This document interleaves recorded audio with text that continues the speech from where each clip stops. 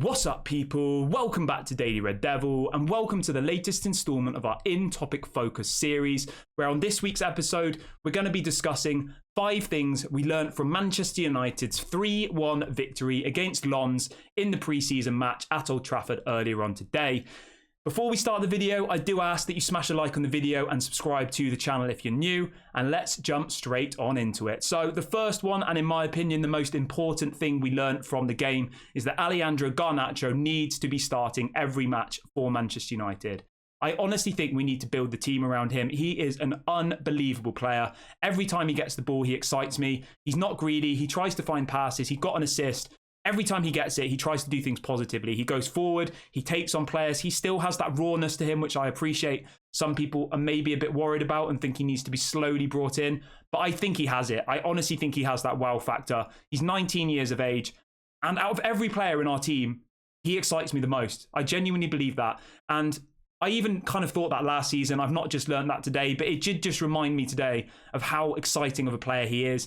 And I genuinely think he needs to play in that left wing position. I don't know whether that means that Rashford has to play on the right, but for me, Garnacho needs to be starting in the Premier League for Manchester United every single game. I honestly think that. He makes us so much better. He tries to go past people, but then he's not greedy. He tries to find people to pass it to, and he is a team player.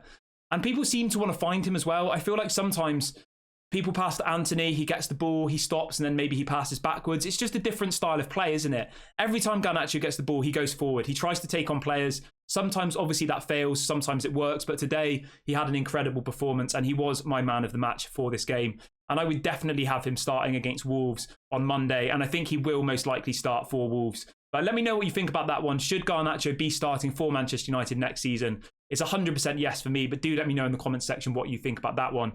The second thing we learned from the game today is I think Dalo has struggled a little bit. He is somebody who I'm a little bit on the fence with, to be honest, not just from today's game. I think he's a good player. I'm just not sure if he's a world-class player. In fact, I don't think he is a world-class player. And I do think that Aaron Wan-Bissaka is better suited for what we are trying to do. I know Aaron Wan-Bissaka isn't amazing going forward, but ultimately the goal today that we conceded was because Dalo played a really poor pass, and then it went straight to a Lens player, and they scored from the halfway line. And I do think that now we've got this sweeper keeper, Onana, who will be off his line a bit. He will be there to pick up balls and stuff. You do have a massive risk where if you play a dodgy ball, somebody from the opposition is going to get the ball, and Onana will most likely be off your line. Maybe it's something that the players do need to learn. Maybe it's something they'll pick up over time. But I did think out of all the people who played today, Diogo Dalo really did struggle. I think everybody else had a really good performance. I'd say 7 or 8 out of 10s. But for Dalo, I think it was quite an average performance, and he did look a little bit rusty. So for me, I would definitely have Aaron Wan-Bissaka starting in that game against Wolves.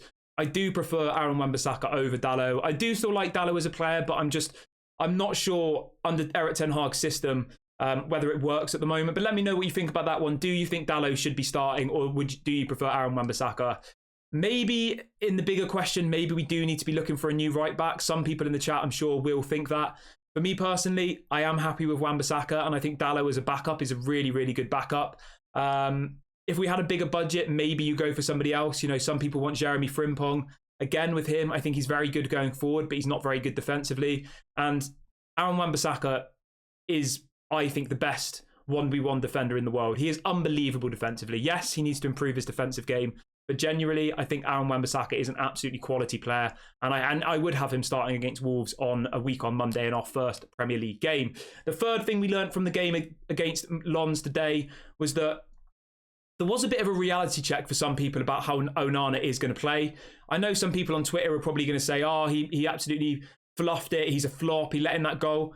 Let's just be very clear. That goal was not Onana's fault. It wasn't. He's a sweeper keeper. He's somebody who plays on the edge of his box. He wants to constantly have the ball. He wants to pass it. If you give away a sloppy pass and you give it straight to the opposition in your defence, that's probably going to happen again next season. It will, because he isn't the type of goalkeeper who's going to be glued to his line. And I do think we learned today, for some fans, that there is a bit of a reality check. And some people probably didn't realise this, but if you do give away a sloppy ball in defence, like Dalo did, and you pass it straight to the opposition, I think this will happen more than once this season. So we have to be very careful in our defensive kind of build-up, and make sure when you pass it that it is going to somebody and that you're not kind of giving the ball away. Now, I know that's easier said than done. Obviously, I'm sat behind a webcam saying that, but Yeah, if we don't do that, if we aren't really, really good at passing out from the back, I think we will concede goals with Onana because he will be off his line and teams will know that and they'll try and score similar goals to what they did today. Moving on to something positive though, I think Antony showed today why we paid so much money for him. In the first half, he did look a bit rusty, but in the second half, he looked unbelievable. His assist for Marcus Rashford was absolutely beautiful and he scored a really, really nice goal. So I'm really, really happy for Antony. I think he did an absolutely incredible job in that second half and I think he's going to have a really good season. I've got really high expectations for him. I know some people think in his first season he wasn't that good, but for me personally, I do think that Antony did have a good season last year. I think every time he was on the pitch, he improved us. And I think if we have him playing, Garnacho playing and Rashford playing in that game against Wolves, I think we'll have a really, really strong team. And a really, really attacking team as well. Now, the fifth one is a little bit of a side note. It's not directly relating to this game, but it is something that we have learnt from this match. Rasmus Højlund is apparently injured. So Højlund will not feature in the game against Atletico Bilbao tomorrow, and he will not feature against Wolves a week on Monday. Fabrizio Romano has confirmed that Rasmus Højlund will be injured for 2 weeks. He picked up an injury before he made the move when he was in training at Atalanta. I'm not really sure why this has only just come out, but it has just come out today. So Rasmus Højlund will not be featuring for the next couple of weeks. The team that started the game against Lons today will most likely be the team who play against Wolverhampton Wanderers a week on Monday. So we've pretty much got our team. The only one I'm a little bit unsure about is Diogo Dalo. But obviously, if Ten Hag picks him for that game, obviously I'll support him 100%.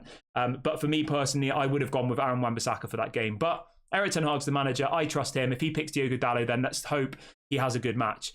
This has been 5 things we've learned from the Manchester United versus Lens game today. I'm really, really happy with the result. Really, really positive. Do let me know in the comment section what you think about this one. Please do smash a like on the video on your way out. Please do subscribe to the channel and I'll catch you guys on the next one. Lots of love and peace out.